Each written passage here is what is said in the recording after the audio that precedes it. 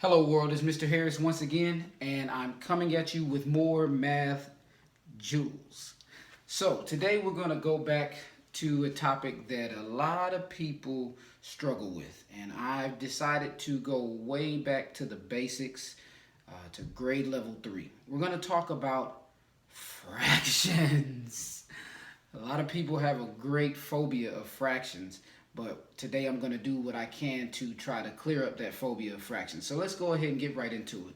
So in third grade, on the basics of fractions, they start just talking about what a fraction is. And so I'm going to draw this picture. And I'm definitely not an artist, so if my pictures are kind of crooked or whatnot, please don't pay me any mind. So let's say I have this large piece, okay? And I'm going to break it up into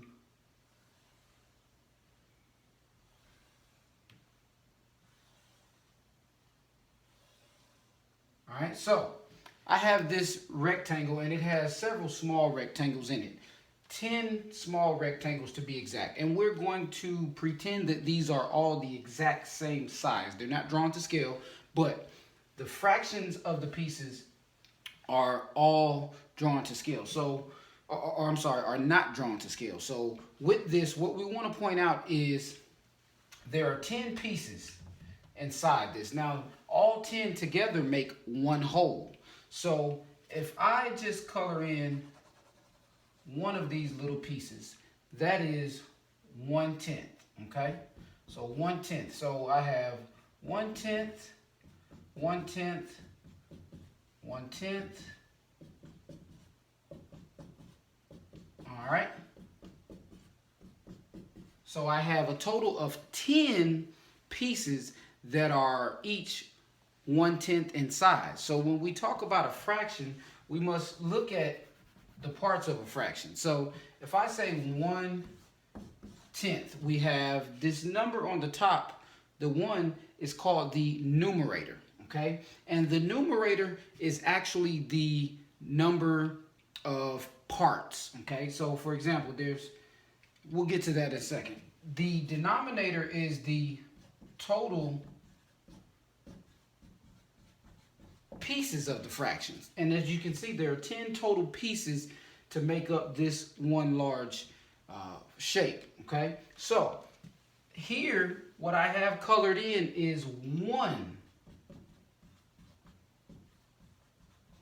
Okay, so I have 1 out of the 10 pieces shaded in up here. So that's 1/10, okay?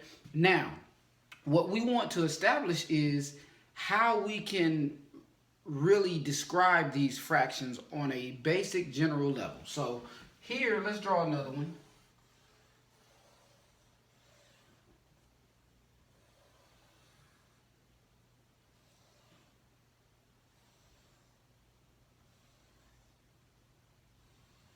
Okay, so in order to establish fractions, I have over here I have 10 parts, and each of those parts are 1/10 in size. Okay, so if I go ahead and I color, let's get some different colors in here, man. Let's go ahead with some red. So if I color in 1,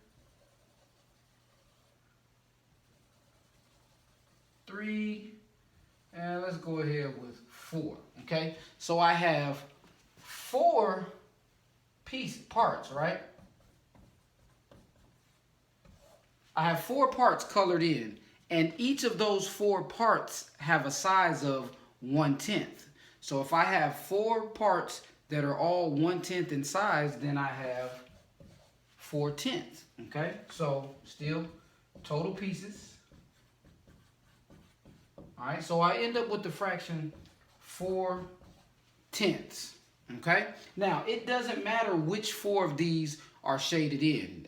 They could be any of the 4 out of the 10 pieces. That will still give me 4/10. So once again, by definition, a fraction it's a whole something, anything. It could be a circle, it could be a rectangle, it can be a pizza, whatever it may be.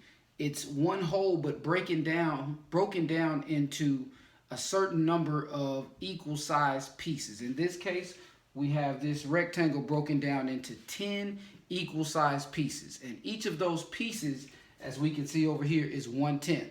Okay? So here we have 4 shaded in. So if I have 4 pieces that are each 1/10 in size, then I'm going to get 4/10 as my fraction. Okay? Now let's go ahead and change the shape, because I know you guys are visual.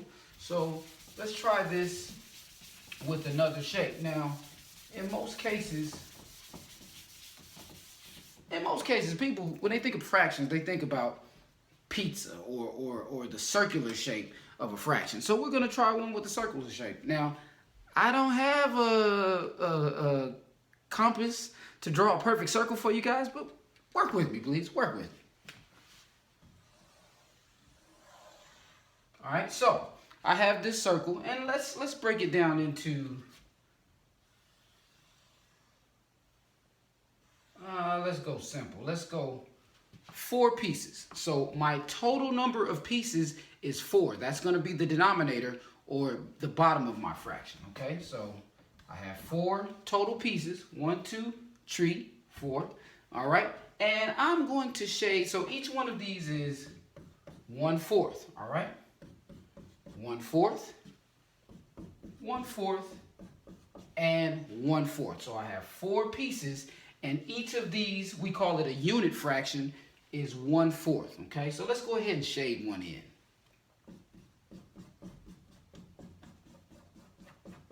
All right, so I have 1/4 of this whole shaded. Okay, now when I look at that, we can make it another one. Let's do another one. Let's say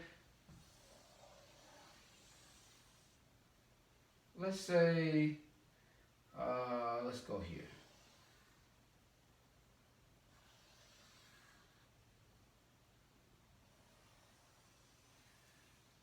All right, so I have a total of 1, 2, 3, 4, 5, 6 pieces. Okay, so I have 6 total pieces, and we're going to shade 3 of them in. Okay, so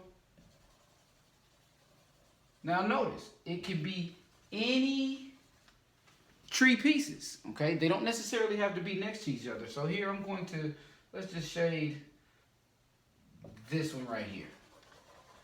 All right, so I have 3 out of the 6 pieces shaded. Once again, 3 is for the number 3.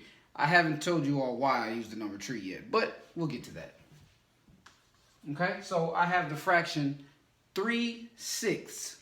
Okay, because I have 3 parts, and each of those parts are 1/6 in size. Okay, 1/6, 1/6, 1/6, and then these 3 shaded pieces are also 1/6. So that is the basics of fractions that they teach in the 3rd grade according to the Common Core curriculum. Now, we call each of these pieces a unit fraction, and all of the units together make up one whole. So this entire circle is one whole. This entire circle represents one whole. Okay, now the other thing that we want to understand is each of these fractional pieces, we call them a unit. So 1/6 is a unit fraction. But if I have 6 pieces that are all the same size, 1/6 in this case, then that's going to give me one whole. Okay, so that is the basics of what the students need to know in the 3rd grade on fractions. That's our standard 3NA-1. All right, once again, Young Gurus Math Tutoring. I got the solution to your math problems.